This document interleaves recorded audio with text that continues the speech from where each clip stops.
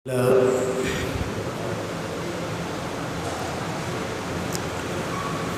لله نحمده ونستعينه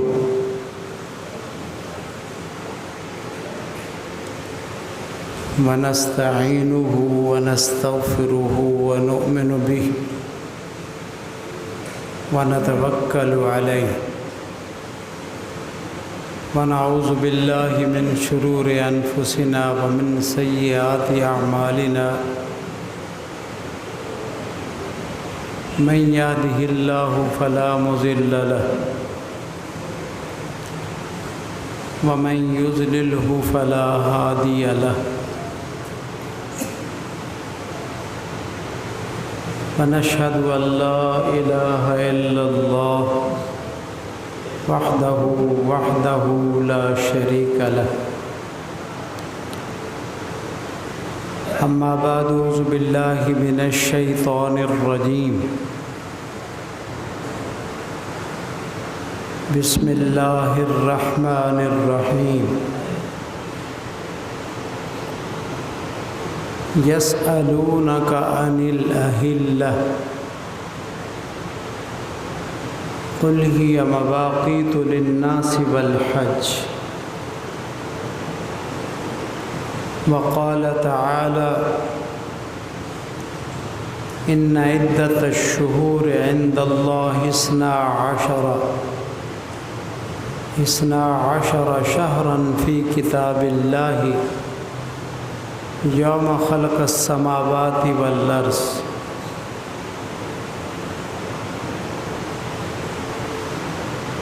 وقال تعالى لا الشمس ينبغي لها أن تدرك القمر ولا الليل سابق النهار وكل في فلق يسبحون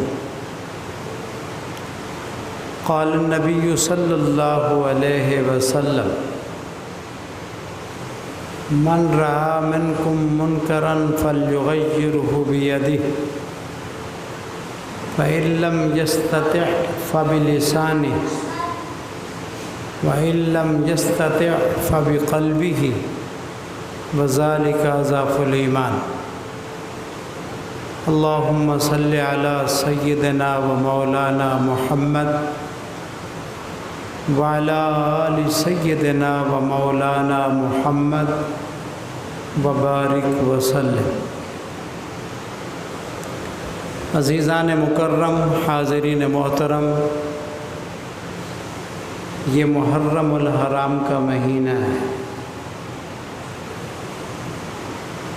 اسلام کی تاریخ کا پہلا مہینہ وہ محرم الحرام کا مہینہ ہے۔ حضرت عمر رضی اللہ تعالیٰ کو ایک گورنر نے خط لکھا، کہا حضور صلی اللہ علیہ وسلم کے خطوط بھی ہمارے پاس آتے تھے اور آپ کے خط بھی ہمارے پاس آتے ہیں، اگر خطوط پر تاریخ لکھ دی جائے تو یہ زیادہ بہتر ہوگا۔ تو حضرت عمر رضی اللہ تعالیٰ نے صحابہ کرام میں سے کچھ کو جمع کیا، مشورہ کیا اور مشورے سے یہ بات طے کی کہ محرم الحرام سے تاریخ کا آغاز کیا جائے اور ہجرت والی تاریخ ڈالی جائے کہ حضور صلی اللہ علیہ وسلم نے ہجرت کب کی ہے۔ یہ چاند اور سورج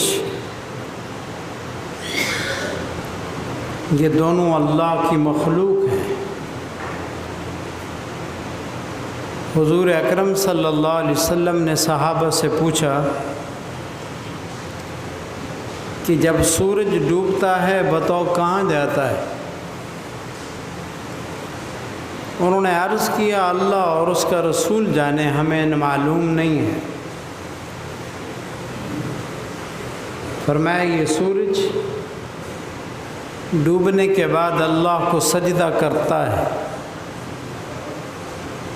جتنی دیر اللہ کی مرضی ہے یہ سجدے میں رہتا ہے، پھر اللہ تعالیٰ سے یہ نکلنے کی اجازت مانگتا ہے، اللہ اس کو نکلنے کی اجازت دیتا ہے، لیکن ایک وقت آئے گا یہ سجدہ کرے گا، اجازت مانگے گا، اس کو اجازت ملے گی، لیکن یہ اجازت کہ مشرق کی طرف تو نے نہیں نکلنا بلکہ مغرب کی طرف تو نے طلوع کرنا ہے، مغرب کی طرف سے نکلنا ہے۔ سورج ادھر کو نکلے گا، کافی اونچا چلا جائے گا، اور اس کے بعد پھر جیسے عام ترتیب سے نکلتا ہے سورج یوں نکلے گا، تو مسلم شریف کی حدیث ہے اور بھی حدیث کی کتابوں میں یہ بات موجود ہے، جب سورج ادھر سے نکلے گا یہ نشانی ہوگی کہ آج کے بعد توبہ کا دروازہ بند ہو گیا ہے، کسی کی توبہ قبول نہیں کی جائے گی۔ تو سورج تو روزانہ ڈوبتا ہے، یہ اللہ ہی جانتا ہے کہ کس دن سورج کا یہ معاملہ بنے گا کہ اس کے بعد اس کو مشرق سے نہیں مغرب سے نکالا جائے گا۔ چاند قرآن میں ہے یسألونک عن الأحلة قل هي مواقیت للناس والحج، میرے نبی آپ سے سوال کرتے ہیں چاند کے متعلق، تو آپ فرما دیں یہ اوقات معلوم کرنے کے لیے ہے لوگوں کے لیے، حج کے اوقات بھی چاند کے ذریعے سے، نمازوں کے اوقات چاند ہی کے ذریعے سے، مہینوں کا علم چاند کے ذریعے سے، نماز کا علم، یہ روزوں کا پتہ چاند ہی کے ذریعے سے، دونوں عیدیں چاند ہی کے ذریعے سے، حج، یہ تمام چیزوں کا تعلق چاند سے ہے، اس لیے مسلمانوں کو چاند کی تاریخ بھی یاد رکھنی ضروری ہے۔ لیکن نعوذ باللہ، استغفر اللہ، ہمارے گھروں میں بھی، ہمارے ماحول میں بھی اس قدر بیکار لوگوں کا اثر ہے اور اس قدر کفار کا ہم پر اثر ہے کہ ہم بات انگلش میں کرتے ہیں، میسج انگلش میں بھیجتے ہیں اور نام انگلش میں لکھتے ہیں اور دفتری فارم سارے انگلش میں ہیں، جبکہ ہماری مادری زبان اردو ہے۔ عربی میں چلو نہیں لکھے تو اردو میں بھی ہونے چاہیے، لیکن ان پڑھ عوام ہے، لیکن انگلش میں سارے سرکاری کاغذات ہوتے ہیں، اور جس سے پوچھو کیا تاریخ ہے وہ تاریخ انگلش کی بتاتا ہے، عربی کی تاریخ جانتا نہیں، حالانکہ عربی کی تاریخ کو یاد رکھنا ضروری ہے۔ اگر کسی عورت کو طلاق ہو جائے تو عدت اسی حساب سے کی جاتی ہے جو چاند کا حساب ہے، اور اگر کوئی بچہ دودھ پی رہا ہے تو چاند کی ترتیب کے حساب سے اس کو 2 سال دودھ پلایا جائے گا، حولین کاملین لمن اراد ان یتم الرضاعہ، جو پورے 2 سال دودھ پلانا چاہتا ہے تو اس کا حساب بھی چاند سے ہے۔ اس لیے یہ تاریخ بھی بحیثیت مسلمان ہونے کے یاد رکھنا ضروری ہے۔ بیکار لوگوں نے ہم پر اتنا اثر ڈال دیا ہے کہ ہم مکان بھی ان جیسا، شکل بھی ان جیسی، رہن سہن بھی ان جیسا، شادی خوشی غمی بھی ان جیسی، شکل و صورت لباس بھی ان جیسا، حالانکہ حضور اکرم صلی اللہ علیہ وسلم نے سختی سے روکا، فرمایا من تشبہ بقوم فہو منہم، جو کسی قوم کے ساتھ مشابہت اختیار کرے یہ انہی کے ساتھ سمجھا جائے گا، یہ قیامت کے دن اسی کے ساتھ ہوگا۔ اس لیے ہمیں کسی چیز میں کافروں کی نقل نہیں کرنی چاہیے۔ ہمارے لیے نمونہ حضرت محمد مصطفیٰ صلی اللہ علیہ وسلم کی ذات ہے، ہمیں انہی کے نقش قدم پر چل کر زندگی گزارنی چاہیے۔ تو میں بات کر رہا تھا چاند اور سورج۔ اللہ قرآن میں ارشاد فرماتے ہیں ان عدت الشہور عند اللہ 12 شہرا فی کتاب اللہ، مہینے 12 ہیں، یہ 12 مہینے اللہ نے بنائے ہیں، اللہ کی کتاب میں مہینے 12 ہیں۔ فیہا 4 حرم، 4 مہینے حرمت والے ہیں، جن کی عزت، جن کی حرمت مکہ کے کافر بھی کرتے تھے، مسلمان بھی ان کا احترام کرتے ہیں۔ ان مہینوں میں ایک مہینہ حرمت والا وہ محرم الحرام کا مہینہ بھی ہے۔ کیا مطلب حرمت کا؟ کہ کافر ان 4 مہینوں میں لڑتے نہیں تھے، اور مسلمانوں کو بھی حکم یہی ہے کہ اگر کافر لڑائی میں پہل نہ کرے تو مسلمانوں کو ان کے ساتھ جنگ کرنے میں پہل نہیں کرنی چاہیے۔ تو محرم الحرام کا مہینہ یہ حرمت کا مہینہ ہے۔ اس میں بہت سارے لوگوں کو بڑی غلطیاں لگی ہیں۔ بعض لوگ کہتے ہیں کہ محرم کا مہینہ اس لیے فضیلت والا بنا، اس لیے اس کو عزت ملی کہ حضرت حسین رضی اللہ کو شہادت ملی، آپ کی شہادت کی وجہ سے یہ مہینہ حرمت والا بنا۔ یہ بات جھوٹی ہے، یہ بات غلط ہے۔ بلکہ حدیث سے یہ بات ثابت ہے کہ جب رمضان المبارک کے روزے فرض نہیں ہوئے تھے تو محرم الحرام کی 10 تاریخ کا روزہ رکھنا فرض تھا، اور جب اللہ کی طرف سے رمضان المبارک کا مہینہ روزوں کے لیے مقرر کر دیا گیا تو اب محرم کے 10 تاریخ کا روزہ فرض نہیں رہا، بلکہ رسول اللہ صلی اللہ علیہ وسلم کی طرف سے اجازت ہے، چاہے تو رکھ لو چاہے تو نہ رکھو۔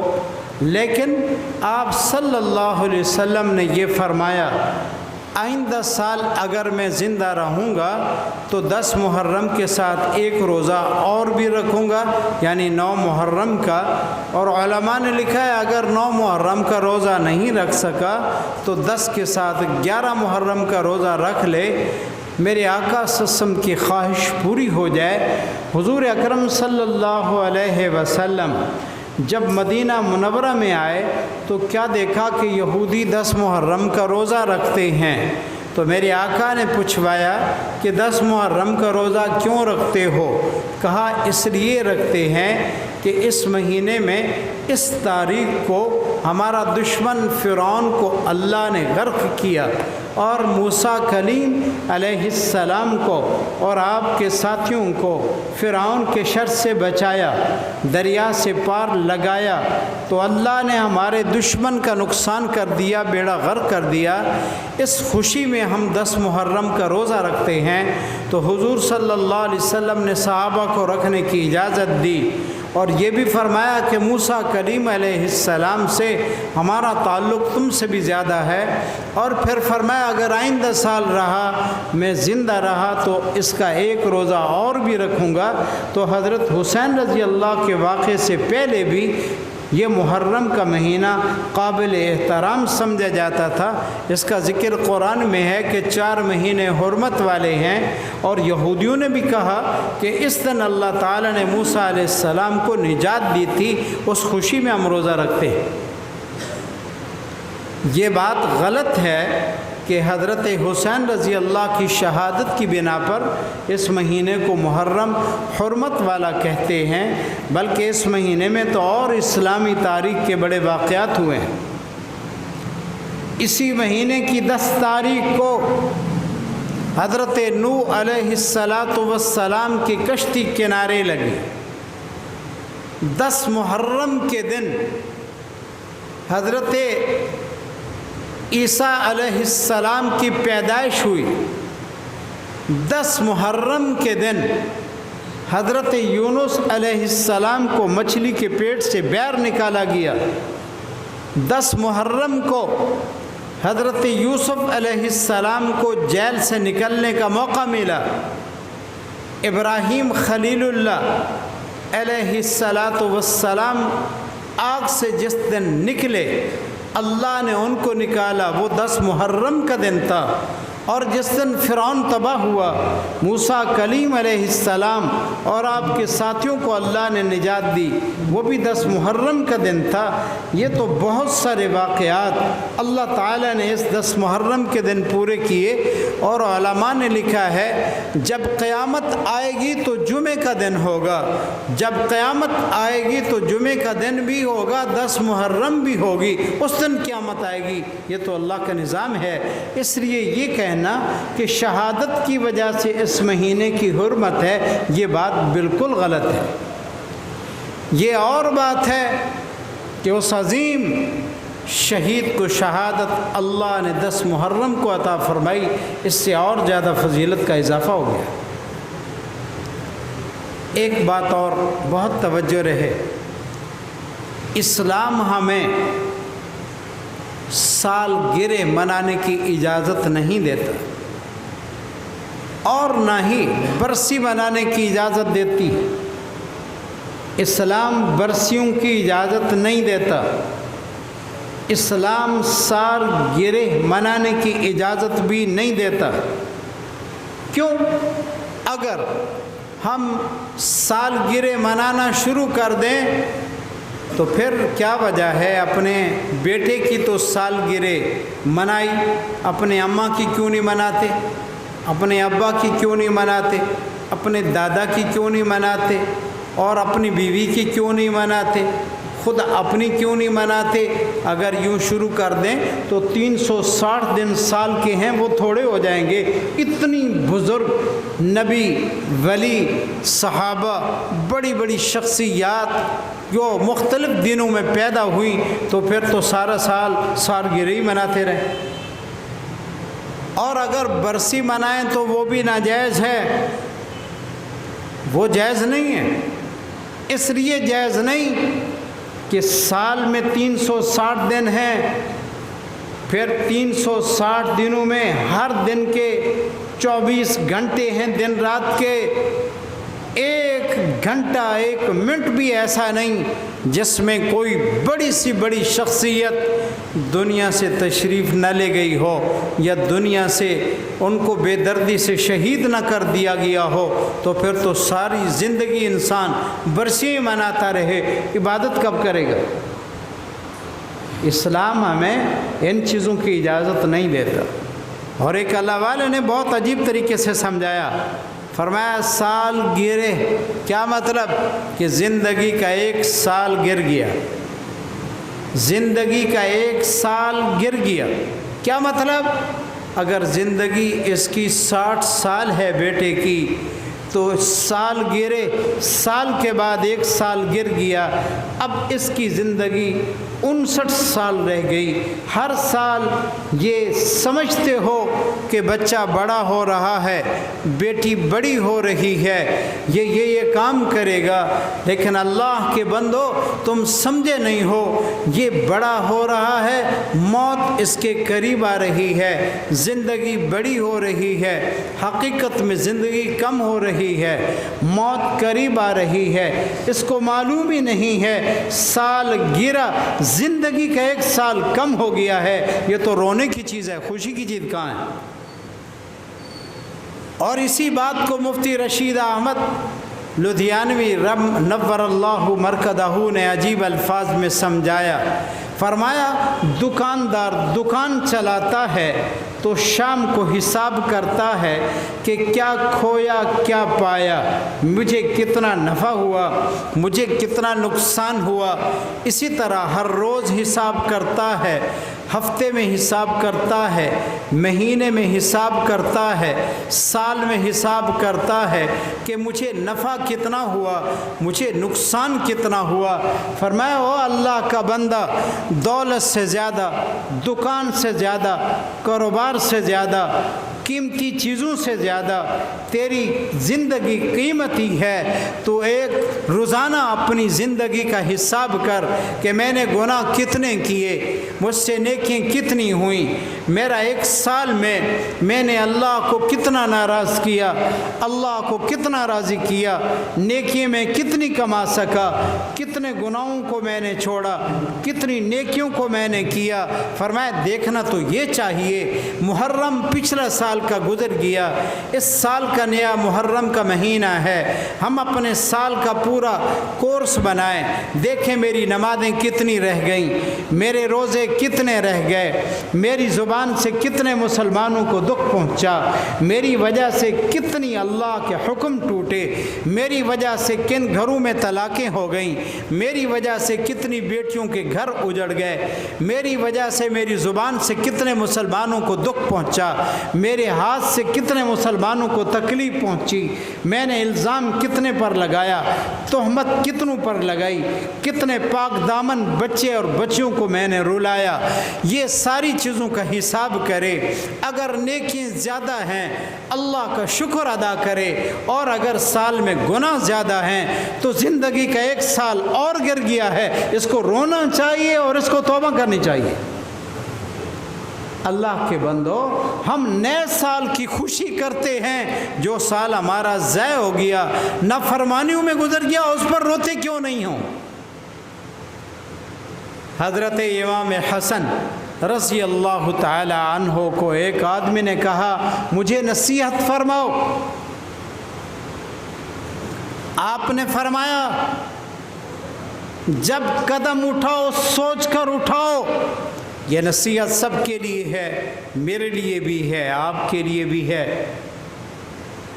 جب قدم اٹھاؤ سوچ کر اٹھاؤ، تیرا ہر قدم یا جنت کی کہ تجھے قریب کر دینے والا ہے، یا ہر قدم تیرا تجھے جہنم کے قریب کر دینے والا ہے۔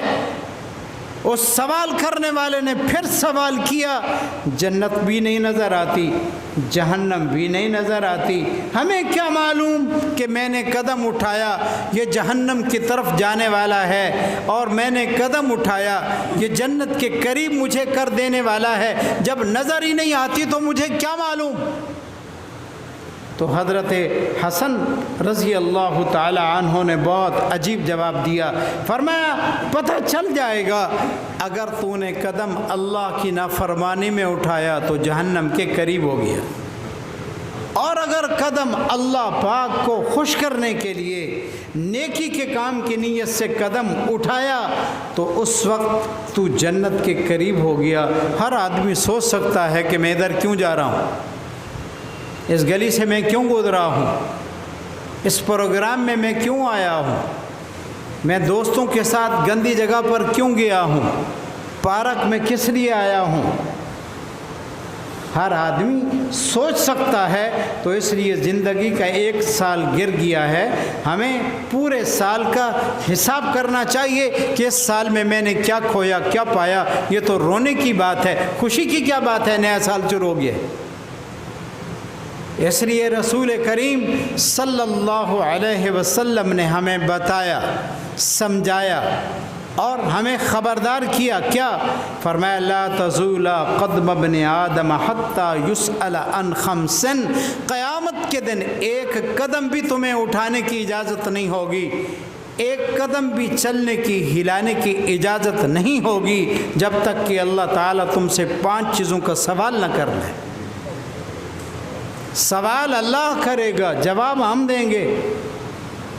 بندے کی کیا طاقت ہے؟ کوئی افیسر، کوئی بڑا آدمی، کوئی پولیس والا، تھانے والا، عہدے والا سوال و جواب کرے تو بندہ اس کے جواب نہیں دے سکتا۔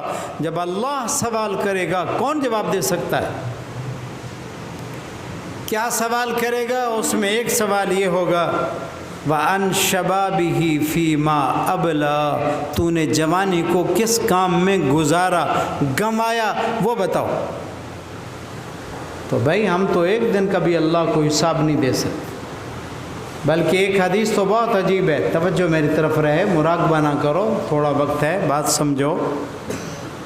ایک حدیث میں آتا ہے جب رات آتی ہے وہ رات آ کر بندے کو یہ کہتی ہے کہ اللہ کا بندہ، میں زندگی میں ایک دفعہ تیرے پاس آئی ہوں، پھر میں کبھی نہیں آؤں گی، مجھے گناہوں سے اگر بیکار کر کے خراب کر دے گا تو تیرے خلاف میں گواہی دوں گی، اور اگر تو میرے اندر عبادت نیکی کرے گا تو قیامت کے دن میں تیرے حق میں گواہی دوں گی۔ اور حدیث میں آتا ہے ہر آنے والا دن نیا دن ہے، اور جب دن آتا ہے اس بندے کو کہتا ہے خیال کرنا، مجھے گناہوں میں برباد نہ کر دینا، ضائع نہ کر دینا، قیامت کے دن تیرے خلاف گواہی میں دوں گا۔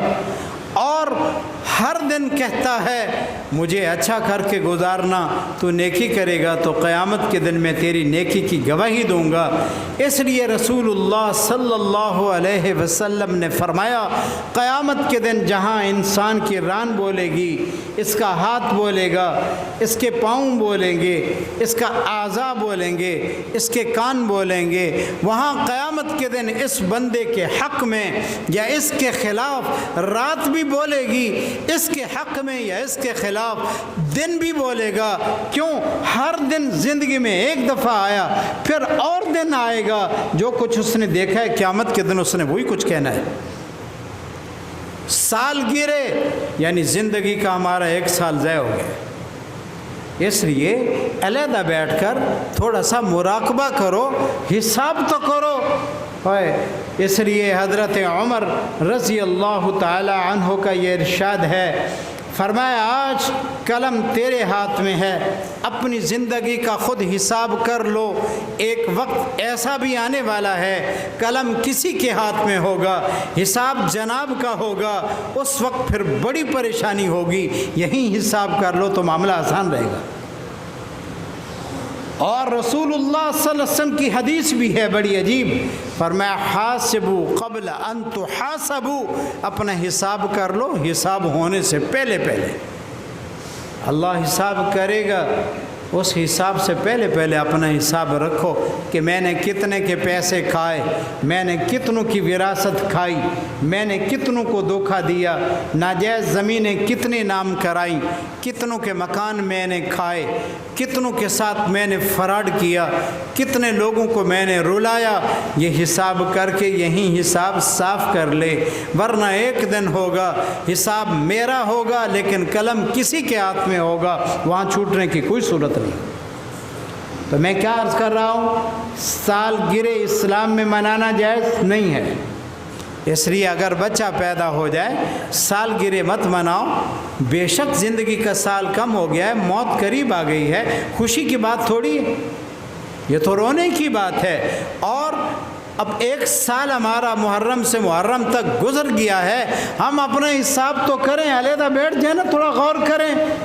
صاحب البیت ادری بما فیہ، علماء نے لکھا ہے کہ گھر والے کو زیادہ پتہ ہے کہ میرے گھر میں کیا پڑا ہے، جو غلطی میں نے کی مجھے زیادہ پتہ ہے، جو غلطیاں آپ نے کی آپ کو زیادہ پتہ ہے۔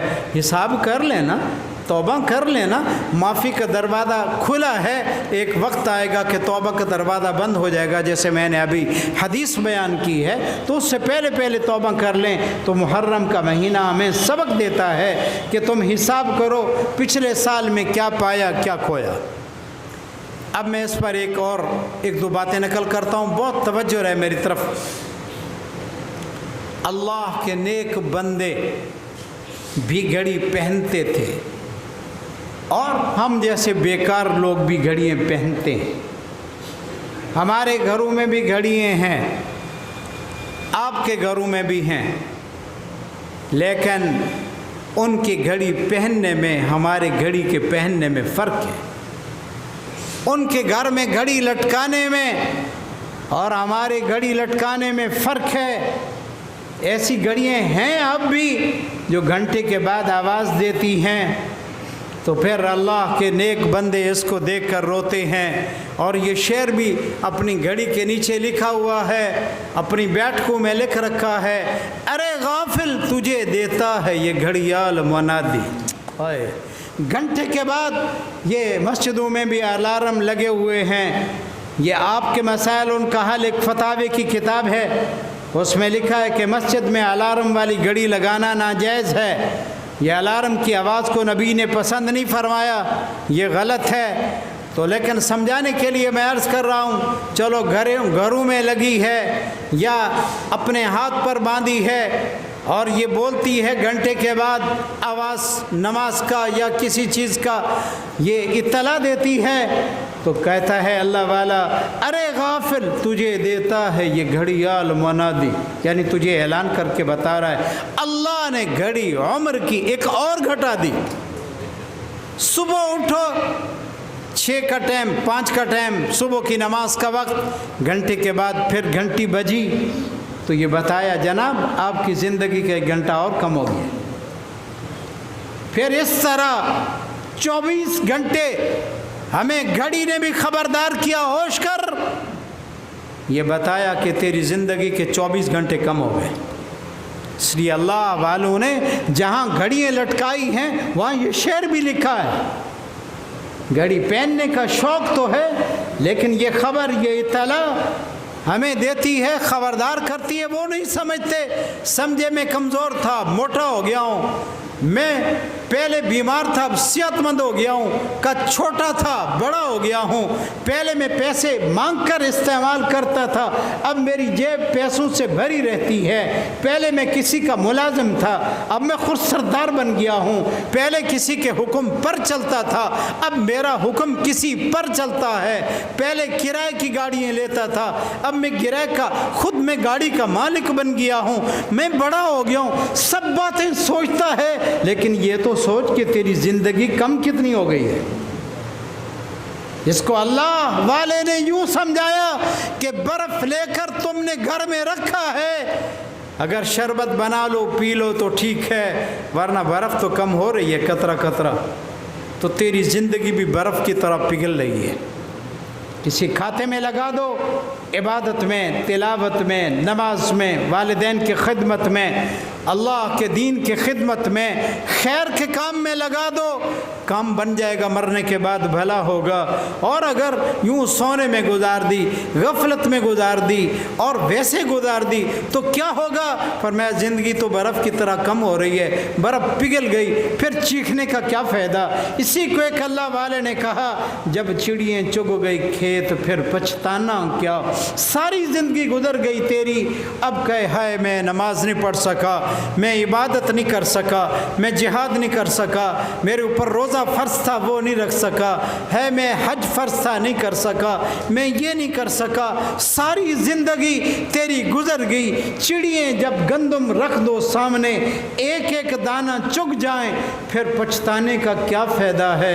نہ پرندے کا پتہ کہ کس درخت پر بیٹھا ہے، نہ گندم کا پتہ کہ کس نے کتنے دانے کھائے ہیں، جب چڑیاں چگ گئیں کھیت پھر پچھتانا کیا، پھر کیا فائدہ ہوگا؟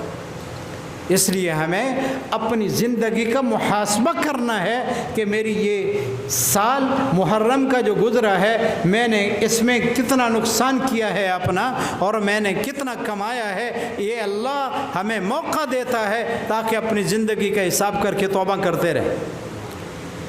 اس پر ایک بات میں اور نقل کرتا ہوں جو بہت عجب ہے، اللہ اکبر، یہ حساب کرنا چاہیے زندگی میں۔ ایک واقعہ نقل کر کے پھر میں محرم کے متعلق 2 باتیں کہتا ہوں، سب کی توجہ رہے میری طرف۔ امام محمد رحمہم اللہ تعالی، یہ بڑے امام گزرے، میں یہ واقعہ بھی نقل نہیں کرتا، ایک اور واقعہ نقل کرتا ہوں تاکہ بات سمجھ آئے کہ آدمی غور کرے، دھیان کرے، حساب کرے اپنا۔ علماء نے لکھا ہے ایک جوڑے کی شادی ہوئی، نکاح ہو گیا، دلہا کو اس کے چچا زاد بھائی نے کہا شام کا وقت ہے، میرا دل کرتا ہے تجھے حمام میں غسل کرا کے لاؤں، تو بیوی کے پاس جائے تو صاف ستھرا ہو۔ تو وہ حمام میں لے گیا، غسل کرایا، خوشبو لگائی، عشاء کی نماز پڑھی، گھر چھوڑ گیا۔ صبح کی نماز کے وقت یہ جاگا، نماز پڑھی دلہا نے، تو چچا زاد بھائی نے فرمایا بتاؤ دلہن کو کیسے پایا، رات کیسے گزری؟ اس نے کہا تو میرا چچا زاد بھائی ہے، میں جھوٹ نہیں بولتا، سچ بتاتا ہوں، تو مجھے حمام میں لے گیا تھا، پانی بڑا گرم تھا، سردی تھی، میں نے نہایا تو میرے دماغ میں یہ بات اللہ کی طرف سے آئی کہ یہ بندے کا گرم کیا ہوا پانی ہے، تیرے جسم پر ڈال دیا جائے تو برداشت نہیں کر سکے گا، اور وہ جہنم جس کو جہنم کہتے ہیں وہ اللہ کا جیل خانہ ہے، مجرم کی سزا کی جگہ ہے۔ قرآن کہتا ہے کہ وَيُسْقَى مِن مَّاءٍ صَدِيدٍ يَتَجَرَّعُهُ وَلَا يَقَادُ يُسِيغُهُ وَيَأْتِيهِ الْمَوْتُ مِن كُلِّ مَكَانٍ وَمَا هُوَ بِمَيِّتٍ وَمِن وَرَائِهِ عَذَابٌ غَلِيظٌ، وہاں کھولتا ہوا خون پیپ گرم جہنمی کو پلایا جائے گا، اس کی پیٹ کی جتنی آنتڑیاں ہیں وہ ٹکڑے ہو کر نکل جائیں گی۔ اور قرآن کہتا ہے لا يذوقون فيها شرابا لا يذوقون فيها بردا ولا شرابا الا حمیما وغساقا، مجرم کو جب جہنم میں ڈالا جائے گا اس کو پینے کے لیے ٹھنڈا پانی نہیں ملے گا بلکہ کھولتا ہوا پانی اور پیپ ملے گا۔ جب میں نے حمام میں گرم پانی جسم پر ڈالا میری توجہ ادھر چلی گئی کہ یہ بندے کا گرم کیا ہوا پانی ہے تو اس کو برداشت کرنے کی طاقت نہیں رکھتا، اور جہنم میں اللہ کی طرف سے جہنم کی آگ میں پانی کو گرم کیا جائے گا، مجرم کو پلایا جائے گا، ڈالا جائے گا، تو کمزور ہے، اس آگ کو اس تپش والے پانی کو کیسے پیے گا، تو کیا برداشت کرے گا؟ تو میری توجہ جہنم کی طرف چلی گئی۔ میں نے عشاء کی نماز گھر میں پڑھی، پھر تو نے مجھے اپنی بیوی کے پاس، اب میری بیوی کے پاس تو نے مجھ کو بھیجا۔ جب میں گھر میں گیا تو خوشبو تھی، خاص روشنی تھی، میری بیوی سجی بیٹھی تھی، تو میری توجہ ادھر چلی گئی کہ یہ بندوں نے گھر سجایا ہے، کتنا اس میں سکون ہے، سرور ہے، بستر کیسا نرم ہے، بیوی کیسے خوبصورت لگتی ہے، خوشبو کتنی پیاری ہے، روشنی کیا عجیب ہے۔ میں سوچتا رہا، میرا دھیان جنت کی طرف چلا گیا کہ یہ بندے کا سجا ہوا کمرہ ہے، وہ جنت کیسی ہوگی جس کو اللہ خود سجائے گا، یہ جنت کی حور ہے، جو یہ جنت کی حور کیسی حسین ہوگی، یہ دنیا کی عورت ہے، اس کو عورت نے سجایا، وہ جنت کی حور ہے، رب سجائے گا، یہ جنت کی روشنی ہے، یہ دنیا کی روشنی ہے، کیسے مکان پیارا لگتا ہے، وہ روشنی کیسی ہوگی جس کو اللہ جنتی کے لیے انتظام کرے گا۔ میں سوچتا رہا، خدا کا شکر ادا کرتا رہا، اللہ وحدہ کی قسم ہے، آدھی رات جہنم کی فکر میں گزر گئی اور آدھی رات جنت کی ان باتوں کو سوچتے ہوئے گزر گئی، مجھے پتہ ہی نہیں میری بیوی کیسے ہے، میری رات یوں گزری۔ اللہ کے نیک بندے، اللہ سے ڈرنے والے لوگ دونوں چیزوں کو ہر وقت یاد رکھتے ہیں کہ اگر ادھر ڈال دیا جاؤں گا تو کیا بنے گا، اگر جنت میں جائے گا تو کیا مزہ ہوگا۔ بندے تو یہ سوچتے ہیں، اس لیے علماء نے لکھا ہے زندگی کا حساب کرتے رہو۔ اور یہ بات بھی درمیان میں آئی ہے تو کہہ دوں، اللہ کی ہوا یہ رحمت بھی ہے، عذاب بھی ہے، بارش رحمت بھی ہے، بارش عذاب بھی ہے۔ قوم نوح پر جب نیچے سے پانی کو اللہ نے بھیجا تو اوپر سے بارش کو بھی بھیجا. جی عذاب دونوں طرف سے آیا. او نیک بندو اللہ کے، او مسلمانوں، او بھائیوں، او میرے دوستوں، بزرگوں، بڑی عمر کے لوگوں، جوانوں، اللہ ناراض ہے، ہم پر ناراض ہے اللہ.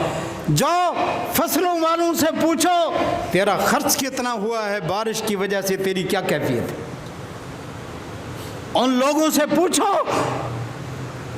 جن کے گھروں میں پانی ہے، بارش ہے، مسجد میں پانی ہے، گاڑیاں تیرتی نظر آتی ہیں، خوراک کا کوئی انتظام نہیں، چھتوں پر مجرموں کی طرح بندھے ہوئے بیٹھے ہیں. یہ اللہ کی ناراضگی ہے. اور پانی دریاؤں میں بہت بڑھ گیا ہے. کتنے سینکڑوں لوگ بے گھر ہو گئے ہیں، گھروں سے نکل کر عجیب جگہوں پر چلے گئے ہیں. اللہ ناراض ہو گیا ہے. اور جب اللہ ناراض ہو جائے تو منانے کی فکر کرتے ہیں. یہ تو کوئی منانے کا طریقہ نہیں کہ ہر وقت ٹی وی تمہاری آن ہو، خبر نامہ پڑھتے رہو، تبصرے کرتے رہو، اخبار پڑھو پھر تبصرے کرو، تم خوب کھاؤ پیو اور فون پر ایک دوسرے کو غمی کی خبریں دو. یہ کوئی توبہ نامہ نہیں ہے، بلکہ اوروں کو پھنسا ہوا دیکھ کر اللہ سے توبہ کرو. اپنی خیر مانگو، اس کی خیر مانگو. جو روزی سے تنگ ہے اس کے لیے روزی مانگو، اپنے لیے مانگو.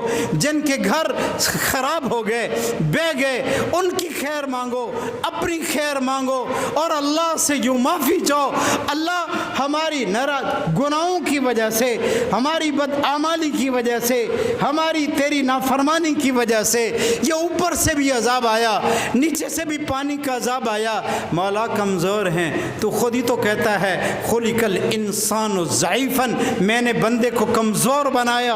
اللہ جب کمزور ہیں امتحان نہ لے، ہمارے گناہوں کا حساب نہ کر، ہم پر کرم کا معاملہ کر، فضل کا معاملہ کر، خیر مانگو، دعا مانگو. کس مسلمان کو اردو میں اتنا بھی کہنا نہیں آتا اللہ معاف کر دے، اللہ میرے اوپر باقی مسلمانوں پر کرم کر، اللہ میرے اوپر خیر کر، ان پر خیر کر.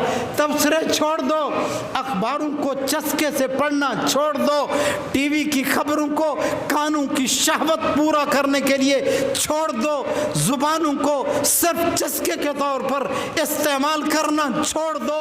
اللہ ناراض ہے، ناراض. اس کے ناراض ہونے کی علامات سب دنیا جانتی ہے، اس لیے اللہ سے معافی مانگو تاکہ اللہ عذاب کو ٹال دے.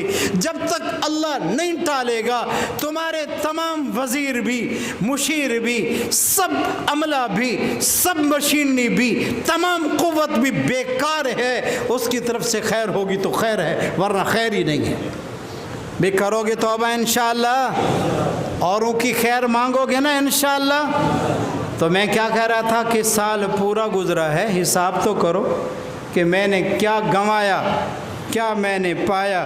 حساب کرو تاکہ بڑے حساب سے جلدی جان چھوٹ جائے، ورنہ ادھر بھی پھنس جائیں گے، ادھر بھی پھنسے ہوئے. یوں دوسرے انداز میں سمجھو، ساری زندگی یس سر، سر کو سلوٹ مارتے رہے ہو. حساب کرو کہ میں نے بڑے کی بھی اتنی خوشامد کی ہے جتنا اس بندے کی خوشامد کرتا ہوں جو 10 دفعہ موتتا ہے، 10 دفعہ لیٹرین جاتا ہے، کھانے کا محتاج ہے، پینے کا محتاج ہے، میری چوکیداری کا محتاج ہے، جو سونے کا محتاج ہے، رونے کا محتاج ہے، بیوی کا محتاج ہے، خادم کا، ملازم کا محتاج ہے، گھر میں سوئی نہیں سکتا جب تک پیرا نہ ہو. میں اس کو سلوٹ مارتا ہوں. کبھی اس کو بھی بنایا، مالک کو بھی کبھی اس طرح راضی کرنے کی کوشش کی جس نے کتا نہیں بنایا، گدھا نہیں بنایا، سانپ نہیں بنایا، بچھو نہیں بنایا، انسان بنایا. پھر رسول اللہ صلی اللہ علیہ وسلم کا امتی بنایا، پھر کلمے والی نعمت عطا کی، پھر کلمہ پڑھنے کی توفیق دی، پھر اولاد والی نعمت دی، بیوی بچوں والی نعمت دی، حلال روزی کو آسان کیا. کبھی اس کی بھی خوشامد کرتے ہو؟ یہ زندگی کا حساب ہے. میں بھی کروں، آپ بھی کرو تو بات سمجھ آ جائے گی کہ میں نے سال میں گناہ کتنے کی، نیکی کتنی کی. کرو گے نا انشاءاللہ؟ کوئی مشکل نہیں ہے. سال میں کتنی نمازیں فجر کی بنتی ہیں دیکھ لو نا، میری کتنی مس ہو گئی. عشاء کی کتنی رکعتیں بنتی ہیں، نمازیں بنتی ہیں، میری کتنی نمازیں رہ گئی ہیں؟ قرآن کی تلاوت نادرہ پڑھنے والے کو ایک پارہ کم از کم روز پڑھنا چاہیے۔ مہینے میں قرآن کا ختم کرنا ضروری ہے، اور حافظ قرآن کو کم از کم 5 پارے روز پڑھنے چاہیے۔ دیکھو اتنا لمبا اخبار ہے، باریک لکھائی ہے، میں بلا ناغہ روز پڑھتا ہوں، قرآن ایک رکوع بھی نہیں پڑھتا۔ غور کرو نا میں سے یہ غلطی کیوں ہو رہی ہے؟ تسبیح ہاتھ میں نہیں رکھتا اور موبائل میں گھسا ہوا ہے، یہ انگوٹھا گھسنے والا ہوتا تو ہر مہینے میں نیا انگوٹھا لگتا۔ غور کرنا کہ میں کس کام میں لگ گیا ہوں۔ پھر جب ہم اپنی زندگی پر ان چیزوں پر غور کریں گے تو اللہ توبہ کی توفیق بھی دے دے گا۔ اب میں آخر میں 2 چھوٹے واقعات نقل کر کے بات سمیٹتا ہوں۔ یہ محرم کا مہینہ ہے، میں آپ سب سے بھی کہتا ہوں زیادتی نہ کیا کرو، کسی پر ظلم نہ کرو، تھانہ کچہری نہ بتایا کرو۔ اگر کوئی شخص کہے کہ میرا حق ہے دے دو، یوں نہ کہا کرو جاؤ عدالت سے لے لو، ایک بڑی عدالت بھی ہے جی، اس کو یہاں کی ہاتھ کڑی نہ دکھایا کرو۔ ان لدینا انکالا وجحیما، جہنم میں بھی ہاتھ کڑیاں ہوں گی، اس کا خیال کرو کہ وہاں کیا ہوگا۔ یہاں کی سفارشیں نہ دکھایا کرو، میں ابھی فون کر دوں تو یہ ہو جائے گا، وہاں قیامت کے دن حضور کی شفاعت کا بھی خیال کرو، کہیں حضور انکار کر دیں تو کہاں جاؤں؟ خیال کرو۔ اس لیے زندگی میں کسی کا مال کھایا، کسی کی زمین دبائی، کسی کی وراثت کھائی، کسی پر بہتان لگایا، کسی کو ناجائز کیس میں پھنسایا، کسی کی بچی کا گھر ویران کیا، کسی کی عزت لوٹی، توبہ کر لو، اچھے رہو گے، ورنہ یہ ہوگا جو میں ابھی واقعہ نقل کرنے والا ہوں۔ ہمارے دیوبند کے علماء میں ایک بڑے عالم گزرے ہیں جن کا نام سید حسین احمد مدنی ہے، قید و رحمت اللہ ہے۔ 18 سال جنہوں نے روضہ رسول پر حدیث رسول پڑھائی ہے صلی اللہ علیہ وسلم، 18 سال حدیث رسول، اس لیے کہتے ہیں ان کو شیخ العرب والعجم۔ حسین احمد مدنی وہ عالم ہے جو عربیوں کا بھی استاد ہے، عجمیوں کا بھی استاد ہے، شیخ۔ جب پاکستان بننے کی باتیں چل رہی تھیں تو اس وقت کچھ نوجوان مسلم لیگی جذباتی علماء کی توہین کرتے تھے۔ لاوارث نہ سمجھو کسی کو، خیال کرو، خیال کرو۔ اسی کو ایک اللہ والا کہتا ہے، نہ توڑو تم یوں ہمیں کھلونا سمجھ کر، مٹی کا کھلونا سمجھ کر توڑو نا، ہاں، نہ توڑو تم یوں ہمیں کھلونا سمجھ کر، ہم بھی کسی کے بنائے ہوئے ہیں، جو آپ کا رب ہے وہی ہمارا رب بھی ہے، خیال کر کے۔ مولانا حسین مدنی رحمۃ اللہ علیہ گاڑی میں آ رہے تھے، ایک اسٹیشن پر رکے، ان نوجوانوں کو پتہ چلا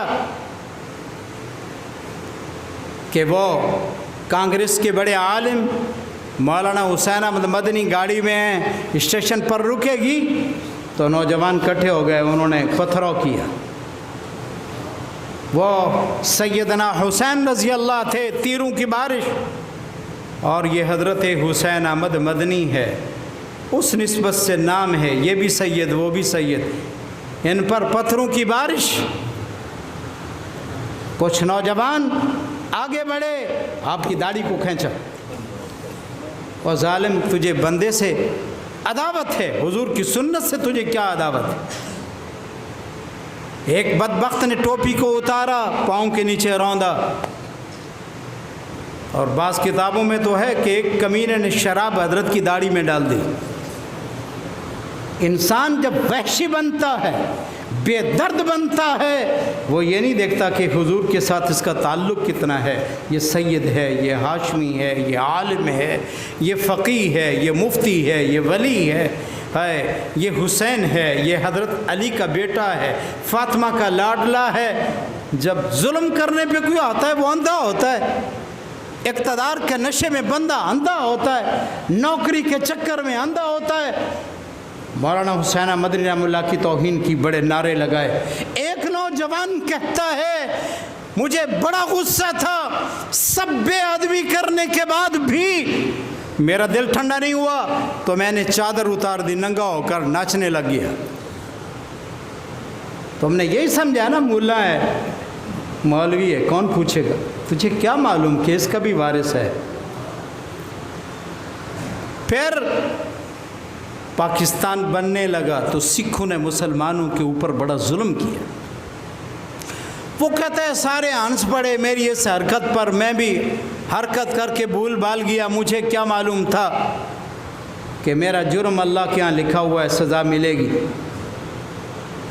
फिर कहता है जब सिख मुसलमानों पर तशद्दुद कर रहे थे तो मेरे घर भी आ गए, मुझे घर के एक सुतून के साथ बांध दिया और मेरी बेटी को, मेरी बीवी को, मेरी बहू को नंगा किया और कहा डांस करो।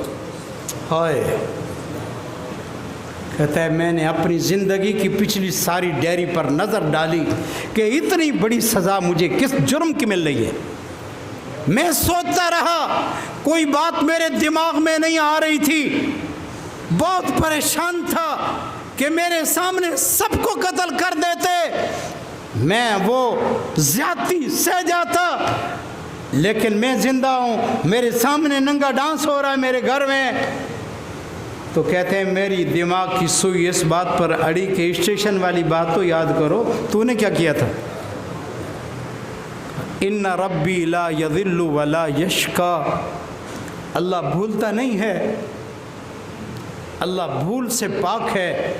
हम गुनाह करके भूल जाते हैं, अल्लाह को कहाँ भूलता है कि इस बंदे की क्या ज़्यादती है। इसलिए तो रसूलुल्लाह सल्लल्लाहु अलैहि वसल्लम ने फरमाया मन आदाली वलियन फ़क़द आज़नतुहु बिल हर्ब। मेरे अल्लाह ने फरमाया, रसूलुल्लाह सल्लल्लाहु अलैहि वसल्लम ने अल्लाह की बात को नकल किया, इसको हदीस कुदसी कहते हैं। अल्लाह फरमाते हैं जो मेरे वली को तकलीफ़ पहुँचाए, ईज़ा पहुँचाए, मेरा उसके साथ ऐलान जंग है, जंग के लिए तैयार हो जाए। कौन ताकत रखता है कि अल्लाह के साथ जंग करे?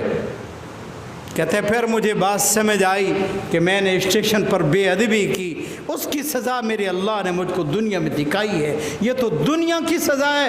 वला अज़ाबुल आखिरति अशद, आखिरत का अज़ाब तो इससे भी बड़ा है, वो तो अल्लाह जानता है क्या अज़ाब होगा। इसी तरह जिन लोगों ने हज़रत हुसैन रज़ी अल्लाह का पानी बंद किया, हाय, जिन लोगों ने उनका सर मुबारक कलम किया, जिन लोगों ने आपकी लाश पर घोड़ों को दौड़ाया, जिन लोगों ने आप पर नेज़े बरसाए, उतने तक अल्लाह ने मौत नहीं दी जब तक कि आंखों से उसका अंजाम नहीं देखा। एक आदमी सुबह उठा, अंधा था, उससे पूछा क्या हुआ? उसने कहा ख्वाब में मैंने हुजूर सल्लल्लाहु अलैहि वसल्लम को देखा। मेरे आका ने फरमाया अच्छा तू भी उन कातलों में शामिल था? मुझे आपके हुक्म से पकड़ा गया, लिटाया गया, तो हुजूर सल्लल्लाहु अलैहि वसल्लम ने एक तपती हुई सलाई मेरी आंखों में फेरी। ये ख्वाब का मंजर, मैं डर कर जब उठा तो मेरी दोनों आंखें ख़त्म हो चुकी थी। और जिसने पानी पीने के वक्त हज़रत हुसैन रज़ी अल्लाह के मशकीज़े को फाड़ा था और यहाँ तीर मारा था, जब उसकी मौत का वक्त आया तो कहता पानी दे दो, प्यास लगी है, उसको पानी पिलाया। फिर कहता है पानी पानी, मांगता रहा, कहता है प्यास नहीं ख़त्म हुई और दे दो। इतना पानी पिया कि उसका पेट बड़ा हो गया, पेट फट गया, यूं तड़पते हुए उसकी जान निकल गई। उनमें एक आदमी ने हज़रत हुसैन रज़ी अल्लाह के साथ बड़ी बदतमीज़ी की थी, सज़ा ये मिली कि उसकी ज़िंदगी में उसके दोनों बेटों को कत्ल करके उसके घर की शहतीर में लटका दिया गया। پھر بھی غصہ ختم نہیں ہوا، آگ لگا دی، باپ کے سامنے بیٹوں کو جلا دیا۔ جس نے بھی جو زیادتی کی ہے آخرت میں تو پکی بات ہے سزا ملے گی، نہیں بچ سکتے، قبر کا عذاب پختہ بات ہے ضرور ہو رہا ہے، لیکن مرنے سے پہلے رب نے دکھایا کہ تم نے زیادتی کی ہے، اس کا انجام یہ ہے۔ اسی طرح آج بھی جو مقدموں میں بھاگتا ہے، ناجائز کیس کرتا ہے، تھانے کچہری کا عادی ہے، حرام دلالی چٹی رشوت کھاتا ہے، دیکھنا مرتے وقت اس کا انجام کیا ہوتا ہے۔ اسی میں سب سے کہتا ہوں کہ ہماری زندگی کا سال گزر گیا ہے، حساب کرو، اگر زیادتی کی ہے اس کو راضی کرو، اور اگر نیکی زیادہ کی اللہ کا شکر ادا کرو، اور اللہ کی مخلوق پر ظلم کرنا چھوڑ دو، ناجائز اطلاع دینا چھوڑ دو، جھوٹ بولنا چھوڑ دو، بندوں کی خوشامد چھوڑ دو، جس نے پیدا کیا اس کا خیال کرو۔ اللہ مجھے آپ کو ان سب باتوں پر عمل کی توفیق عطا فرمائے۔ وآخر دعوانا الحمدللہ رب العالمین۔